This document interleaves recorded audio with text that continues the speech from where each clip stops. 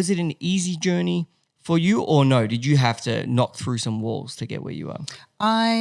It wasn't easy, and I will also say I have contacts that helped along the way, a lot of them. What it doesn't do though is get a consumer to buy it. Like that only gets you to a certain point. If you just have that and a crap product, you're still going to fail. Like we got incredible sales immediately, but there's always a, immediate interest, and then there's a dip. Like as a launcher of consumer goods and being in PR, you know that there's excitement and then it kind of wanes and people go on to the next thing. So working through that dip and establishing a brand that was strong enough to withstand trends is really important. That's interesting. 'Cause that's true. And it's, it's something the beauty industry has in common with the hospitality industry. It's kind of like a new restaurant opens. It's a heaps trendy. Like you get all this attention and all these people.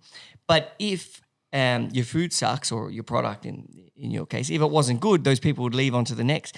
I guess your hope is that it's so good that it becomes part of their routine. Correct. And therefore they continue. And a classic. Yeah. We stay away from things that are too like trend-driven or of a moment. It's more about, I'm always like, how would Nike do this, or how would Coca-Cola do this, and how would these iconic brands do this? That's how that's the lens that I look at. And what do you think they do, I guess, stick to the fundamentals, stick to what works? Yeah, and they're confident. They're confident about their iconic brand and the role it plays in people's lives. And I think that there's got to be this sort of confidence that you have and timelessness. And how do you think you achieve that as a boutique brand or a smaller brand? How did you personally harness that confidence or portray that confidence?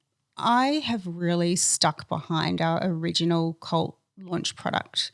And I think that's really cool. It's like Coca-Cola, their original recipe. So when I launched with a product called 101 Ointment, and it's the heart and soul of the range, and it is the best product we have, and it's still our bestseller today. It was our immediate bestseller and remains today. And having a one strong hero product that represents your brand so well is really important to get that kind of cultural relevance. Yeah. So I really keep going back to 101 in our communications, on our website. Like everything always ends up going back to 101 in the end. Also, your clients don't want to see too much change because then there's no stability anymore. Yeah, and they get like unsure and confused. Yeah. And they want, like brands are about trust. Yes. And they need to, if you change too much there, you're like, I don't know if I trust those people anymore. Yeah, brands are about trust. Like what they know what can they're they getting. trust they're going to get from you? Exactly. So for me, they're going to get the world's best hydration. I love that. Simple, strong, powerful products. And approved and used by all of Team CUB.